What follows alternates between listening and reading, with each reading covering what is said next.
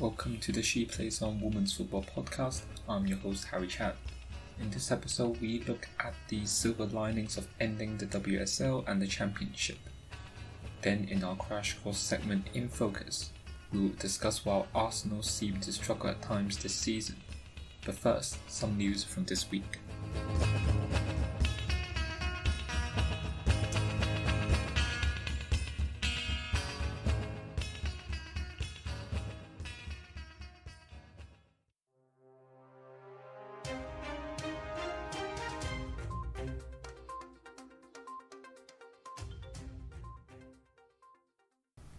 Number of female referees in English football has increased by 72% since 2016, according to the Football Association.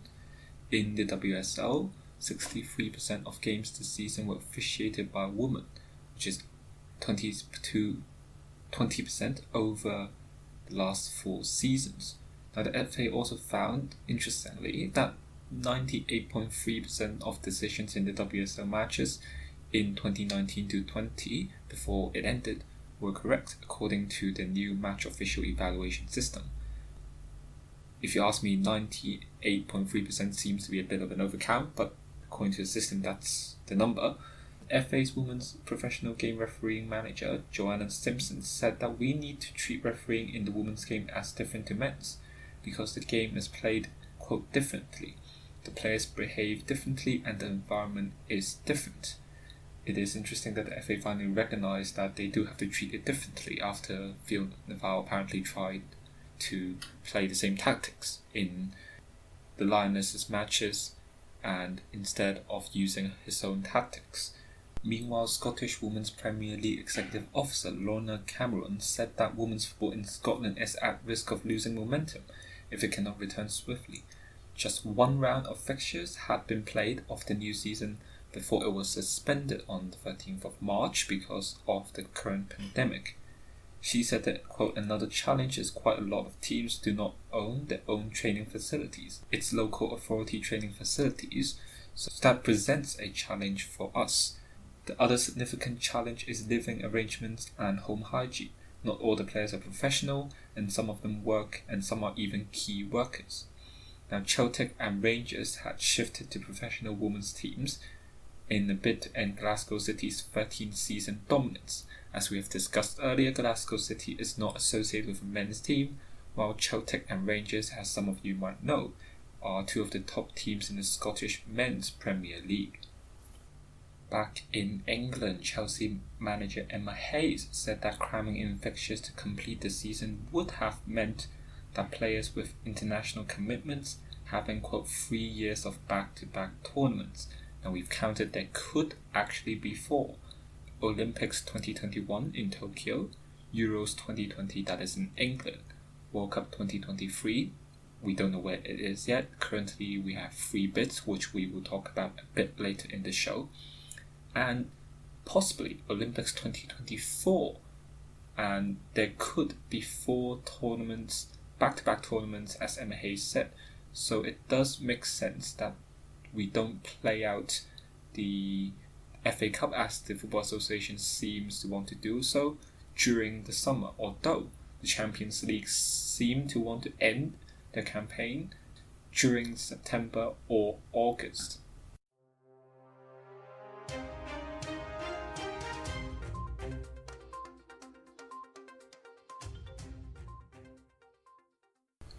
Now, we've been talking about the cancellation of the WSL and the Championship for a long time. The FA has finally confirmed the final league placings for 2019-20 on Friday, and they have also decided, or they have planned, to start the next season on the 5th to the 6th of September. That weekend is a FIFA Men's International fixture slot at the moment. That's when the WSL launched last year, and as some of you may remember, had quite an impact. Just to keep you updated, Chelsea were named the champions via a points per game system, Liverpool relegated, and second-tier leaders from the Championship, undefeated Aston Villa, they were promoted to the WSL. Arsenal missed out on Champions League spots more about them in our Crash Course segment in Focus. But in theory, they could still get into the Champions League next season if they win it this year. They're still in the tournament in the quarterfinals. The women's football transfer window would now open on the 19th of June and close on the 10th of September, while clubs' pre-season training would provisionally begin in July. The Football Association still, as we have mentioned, wants to finish the Football Association Club, the FA Cup, but no decision has been reached just yet. Should Chelsea have taken the title? That's perhaps yes and no, because awarding the title on a different metric is never fair. You can't change the rules halfway through, and in our opinion, in theory, yes, Chelsea has a mathematical advantage, but then the league was never played out in a mathematical way.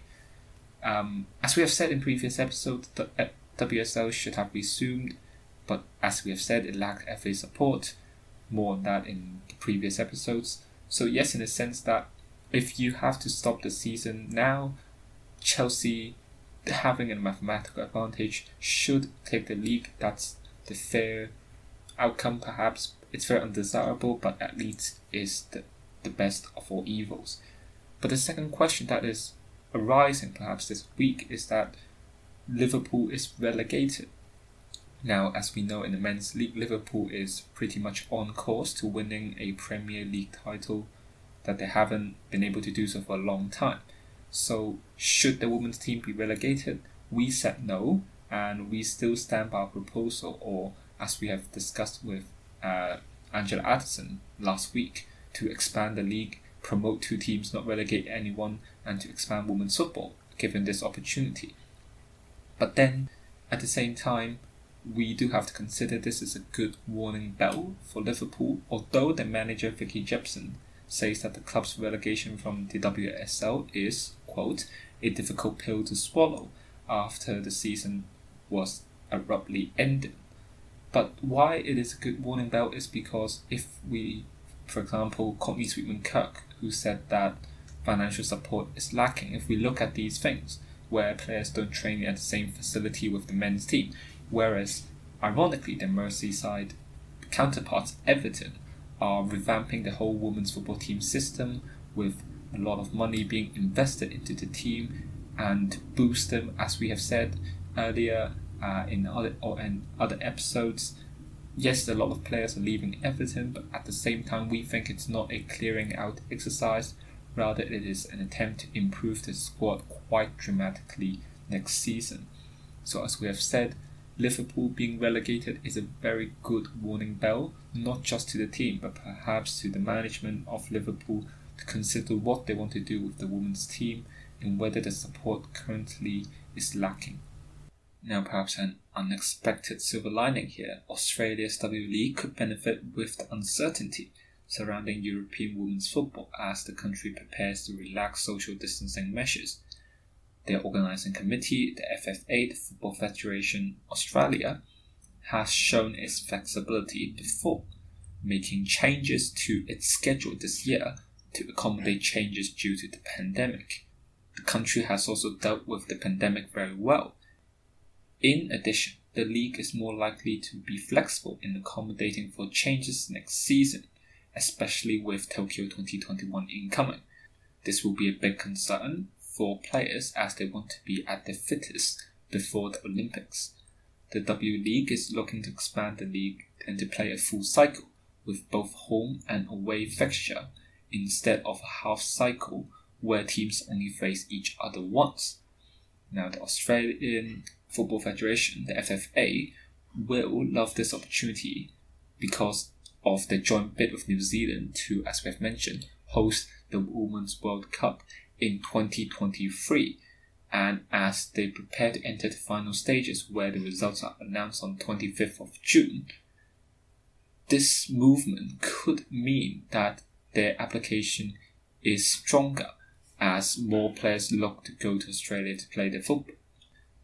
We may expect them to loosen visa applications and make it easier for loan moves to happen between clubs, especially if some European leagues cannot resume later this year.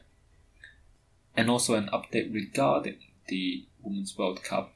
Brazil has pulled out their bid, citing financial constraints due to the pandemic, leaving only New Zealand and Australia to join bid, Japan and Colombia. Now, New Zealand and Australia may have the best chance, as Japan probably has too much on their plate with Olympics 2021 coming in, and whilst Colombia may be seen as the only representative of South American countries, and most South American countries have rallied behind Colombia, it is seen perhaps as less stable and less attractive for tourists and hence FIFA due to the pandemic and security issues within their borders. As we have said, the results will be announced on 25th of June and we'll keep you updated through our social media accounts. We'll be back.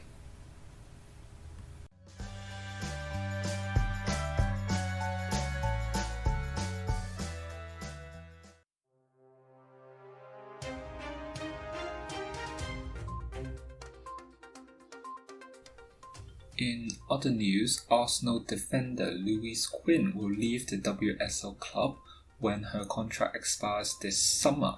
The 29-year-old centre-back, who also plays for the Republic of Ireland, helped the club win the Continental Cup in 2017 to 2018 and the 2019 WSL title after joining from Notts County in the summer of 2017. Meanwhile, Bristol City have exercised the option to extend the contract of 19-year-old striker Ebony Salmon for the 20-21 Women's Super League season.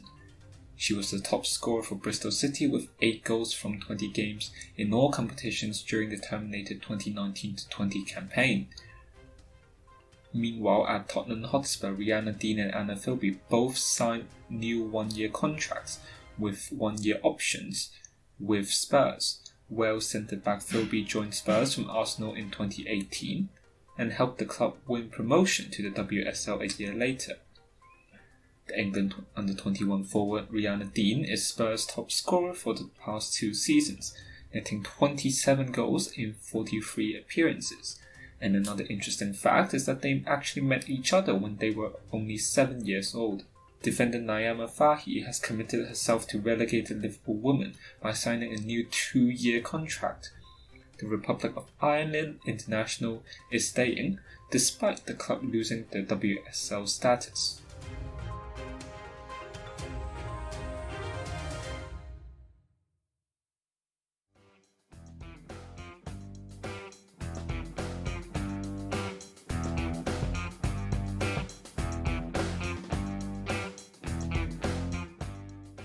Welcome back to the show. This is my crash course segment in focus.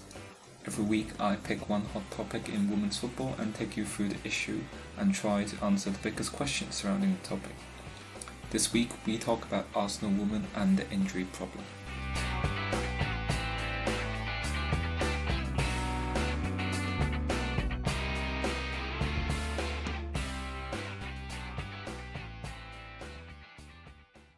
So a bit of background on Arsenal women. They won the Women's Super League in 2019 and sit 3rd in the league as it ends. They have lost the Continental Cup to Chelsea, though it was a close 2-1. They lost to Chelsea 4-1 and 2-1 in the league, 2-1 back in 2019. And they also lost to Manchester City 2-1 again, but they won 1-0 in the original fixture, that is earlier in the season, before the injuries began to pile up. Now, all those losses came later in the year when, as I've said, the injuries began to pile up, when they begin to lose players like Daniel Carter through an ACL injury, and Beth Mead, Kim Little, the captain, and in the beginning of the season, a recovering Jordan Nobbs, who also suffered an ACL injury that took her out of the World Cup in 2019. But what we want to look deeper into this episode is why Arsenal is struggling in the league. Is it something just related to injuries, or is there a deeper problem with the tactics or player selection done by the manager Joe Montemurro? I just literally went to go press the ball, and the next thing I know, it's just like a few seconds of like everything stopping and me just literally thinking, oh my God, I've done my knee. Jordan Nobbs looks in a bit of pain. Now this could be bad. Concern on everyone's faces. So in this episode, we ask two questions. First, what flaws in the team did the injuries reveal? And second, would Arsenal be in a better position without the injuries?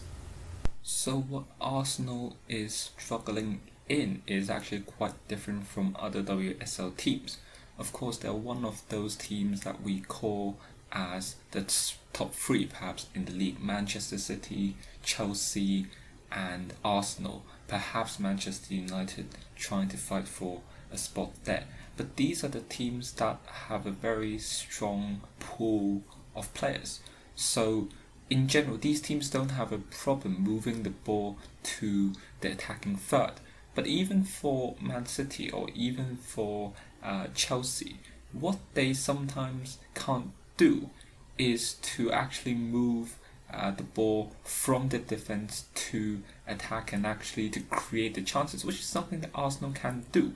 They move the ball into the final third, owing it to Leah Williamson, Jordan Nobbs, Kim Little and Daniel van der Donk. These players very good at moving the ball upfield and from the own half to the own midfield and then to the attacking third. Whereas if you look at other teams, they are in the midfield, but then they can't move it into the final third. At least not as easy as Arsenal.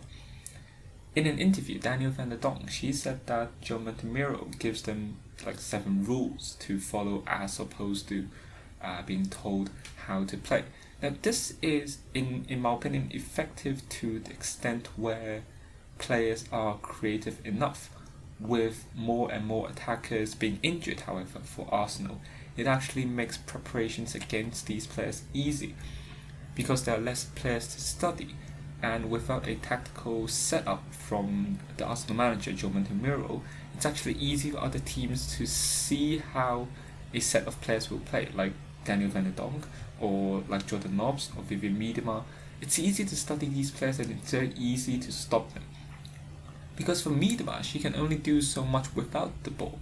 There needs to be support for her. And with Montemiro's idea, that is to give them freedom to play with only 7 rules. It's a very interesting idea, and it will probably work against most other teams. As we have said in the beginning, there are only like around 3 or 4 teams in the league that can match Arsenal in terms of the talent within the pool of their players. But when that doesn't happen, when the most important games in the league are those games where you play against Man City, Man United, Chelsea, those games decide the title and decide who can play in the Champions League next season. So what you see in Arsenal is an offence that is struggling in the final third, and together with injuries, then you can't stick with this 7 rule system. Like, he needs to train his team to be clinical in, say, at least 2 ways of attacking. So, for example, putting through balls outside the box, or maybe low crosses with attackers running in. So you need to prepare your team against a certain opposition and prepare your players to play clinically, really, when they're in front of the goal. Because with giving them too much freedom, too much creative freedom, leads to them doing something that they always do. And when you don't have everyone on the same page, it's very hard because you can't make that many substitutions. Because with the injuries, you can't change a player, you can't put another winger on to try to make it harder for defenders to cope with a new player. So this is something that Montemiro probably have to look at. Because what is happening now is like a boxer in a ring, but with only limited moves. By the time your opposition is done after round 1, they know what you are going to do, and you can't change them, which makes it very, very hard for you to win any games. Different pressures. Obviously, the pressure of expectation. I think I've said this already before, but it's all good to win and have the opportunity to be champions and obviously get back into where we need to be. But now it's about sustaining that. It's about staying there.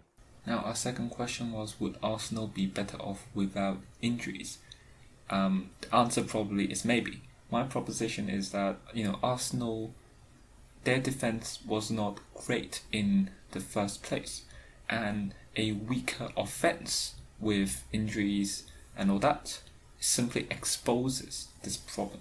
Because teams in general give Arsenal the ball, because Arsenal, as we have said, is one of those stronger teams. And then they try to flood the gaps in defence when Arsenal lose the ball in the final third. This is a tactic that, teams that are not in the top three would often do. And if they convert more of their chances, then of course Arsenal would probably be fine. Like, with the amount of chances they're creating, the amount of chances they're presented, they should be totally fine, even if their defence is exposed. Because first of all, when your defence is exposed, the other team have to sit back deeper and deeper. And second of all, if you're able to take your chances, then conceding 1 or 2 goals would, in comparison, be fine for the overall scoreline. Now, Arsenal's defence already has one less problem compared to other teams. Their first choice goalkeeper, usually Manuel Zinsberger, she's a tall keeper at around 6 foot, so most crosses she can deal with them. So the thing is that with this goalkeeper Zinsberger, who is tall enough, defenders don't have to worry as much with crosses. And then the next problem is, or perhaps not a problem, it's just something that has to be considered in a tactical sense, is Leah Williamson. We talked about her ball playing abilities in our previous episode, in another episode. She needs cover because she is more of a midfield player, a bit like Tottenham's Eric Dyer, for example, or N'Golo Kante, for example. She moves the ball up from her defence to the midfield, dribbling herself or making the passes. She's a very good long passer, and that's good. But the problem is, with her moving up, then you only have 3 defenders at the back if you're playing with 4 defenders. So most of the times this season you have Katie McCabe playing on the left-hand side as the left back, and Lisa Evans, who are playing on the right-hand side as the right back. They are good options going up front. They are essentially midfielders. But as wing backs, they are not raised as a defender, and that is a problem.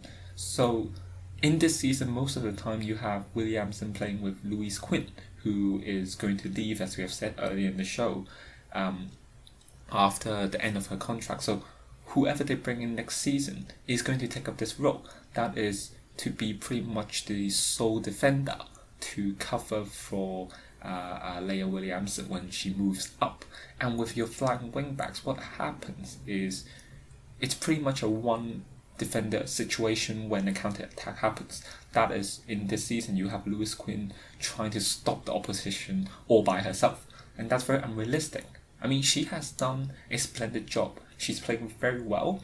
Even in the Continental Cup, you can see that she's covering and she's very, very strong at the back. But she can't stop everything. The same with Zinsberger. You can't expect Zinsberger to just stop everything and catch every single cross. I think one thing they should have thought of, perhaps for Arsenal, was to keep Emma Mitchell. Emma Mitchell was loaned to Tottenham as a left back who doesn't really have much chances of playing at Arsenal. But the thing is, with her at the back as a left back, true, she doesn't attack as much as Katie McCabe, who is pretty much a left winger, if you will. But she's a solid defender who can cover for Williamson going up. Because if you have Emma Mitchell on the left-hand side, and then for this season Louise Quinn or whoever comes in to take her spot at central defence next season, at least you have 2 solid defenders who can pretty much play as centre-backs to cover for Williamson going up, or cover for Lisa Evans on right wing back, for example, going up. Or if you don't do that, another alternative perhaps may be to use Williamson as a midfielder, to use her as part of a perhaps 3 defender system. That is a 3-5 formation, perhaps, something we talked about. So with 2 defenders at the back to cover for her, she can go up, and then you also have your wing backs going up, Katie McCabe, Lisa Evans, and that would be fine. Because with only 1 defender, as we have said, it's way too much pressure. So in any event, I think what Arsenal has to think about is how to have Leah Williamson be able to go up, because if you just tell her to stay back, that's a waste of talent. And have someone cover for her and not leave whoever comes in for Lewis Quinn as exposed as Quinn was this season. So I think what we can conclude perhaps is that this season Arsenal is way too head heavy. That is, their attack is strong, but they're too focused on building a strong attack. Because if you look at Chelsea, you look at Man City finishing first and second respectively this season. Chelsea, Miley Bright, Magdalena Eriksson, Chelsea's captain. You look at these players, and Sophie Ingle, for example, for Chelsea. These three players are very, very solid as a defender. They don't go up very often, but they're very solid at the back. And for example, if you look at, say, City, you have England's captain Steph Houghton, Gemma Bonner, for example. You have Demi Stokes on the left back. Again, you have a strong back line who is not as a ball playing defender as Leah Williamson. So that's better in the sense that you help the defence. Yes, Leah Williamson is a very good option going up front for Arsenal, but if you look at those who are winning the league or winning the games that they have to win, they don't have that option. And having this option means that you have to play a slightly different system, as we have said earlier. Either you do something about leaving Lewis Quinn at the back, or you do something about having Leah Williamson move further up the field. You either limit her, or you have to find someone to cover for her. And B, obviously, teams are going to be a little bit more, studious in the way they're going to try to stop us. So we expect teams to be, I suppose, sustain. Whether they're defending or whether they're going to put pressure on us, they're going to do it for longer periods, and we need to be smarter now in making sure that we're consistent in what we do.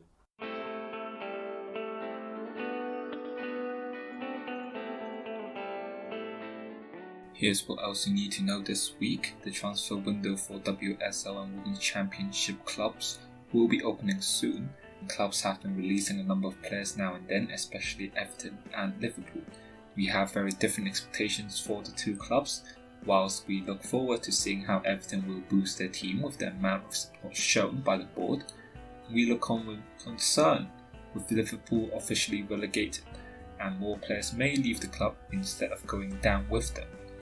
The US Women's National Team demanded that the US Soccer Federation to repeal its national anthem policy, which requires that players, quote, shall stand respectfully when the anthem is played. This is part of a larger Black Lives Matter movement that calls for authorities to stop racial injustices and police brutality.